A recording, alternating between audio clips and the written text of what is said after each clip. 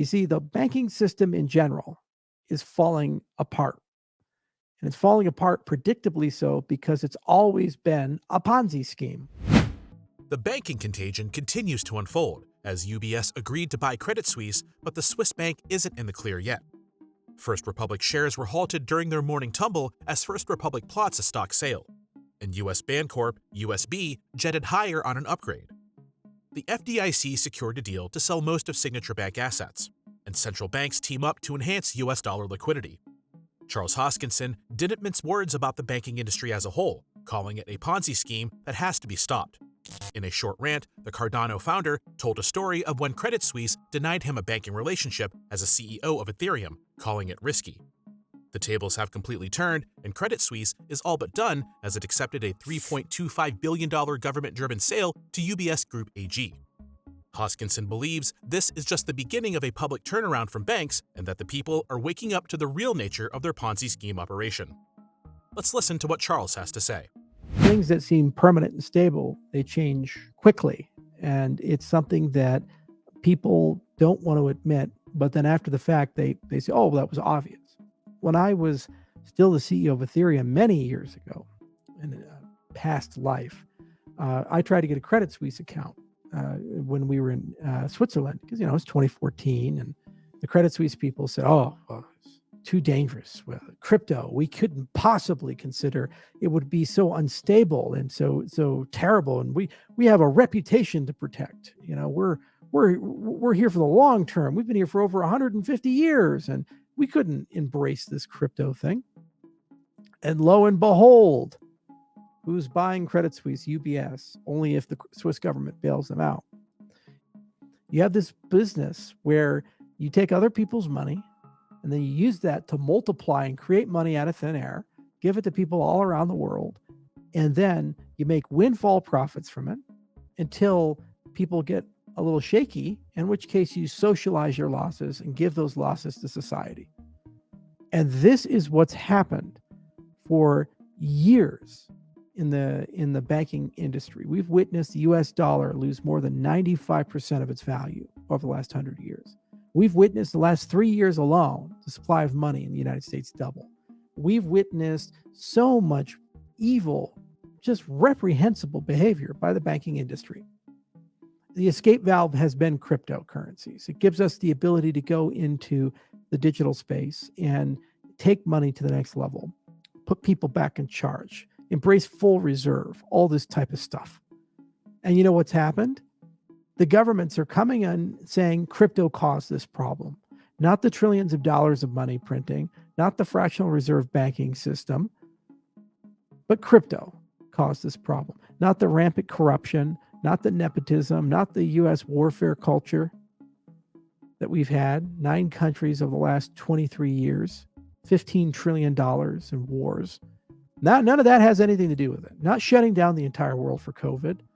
No, none of that has anything to do with all of this stuff. No, not at all. It's obviously the market that's less than $1 trillion, crypto. That's what caused all these problems. So go look at Bank of America's unrealized losses. It's $113 billion. Look at JP Morgan Chase. It's around 40 or so billion dollars. Go down the list of your bank.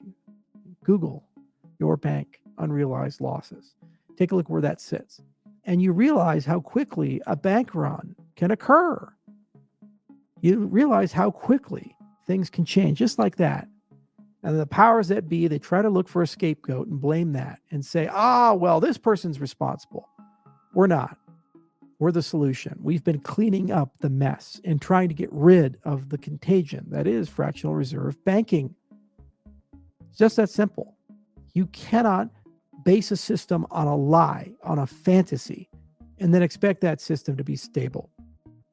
Every time they fail, you and me and everyone else in the United States and the world has to pay for it.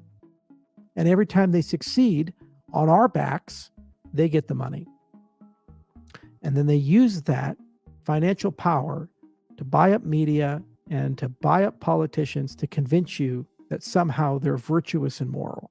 They never have been, they never will be, and now is the time for people to really start having that message break through.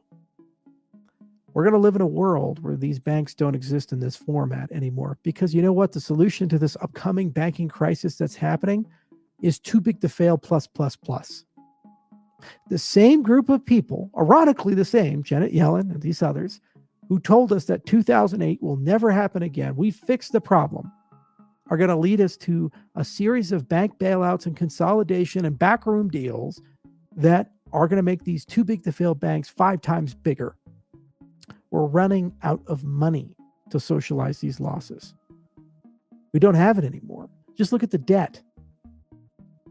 Our national debt, United States, it's over $30 trillion.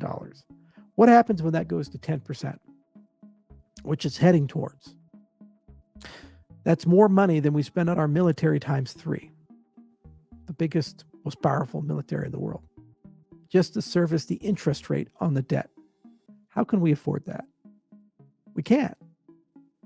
There's a liquidity crisis with the dollar right now. The rest of the world, they're trying to get off of it because they don't want to be on this sinking ship. They don't want to endure this. And what is the politician's solution? They come and say crypto is responsible. So let me get this straight. The people who push for full reserve banking are responsible. The people who push for auditability and transparency and immutability are responsible. The people that push for decentralization, resilience by design, open source, community ownership instead of ownership by the few are responsible.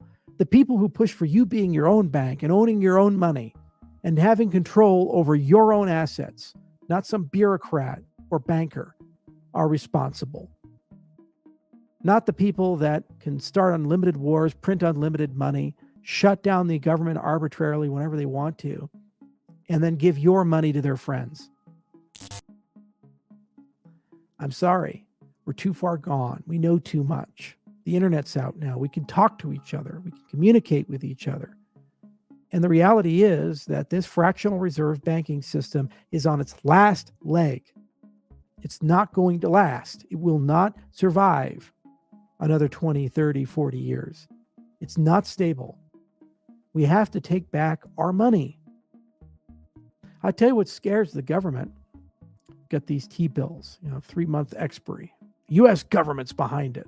What happens when we can make those security tokens and businesses can just buy those and use those as their bank accounts?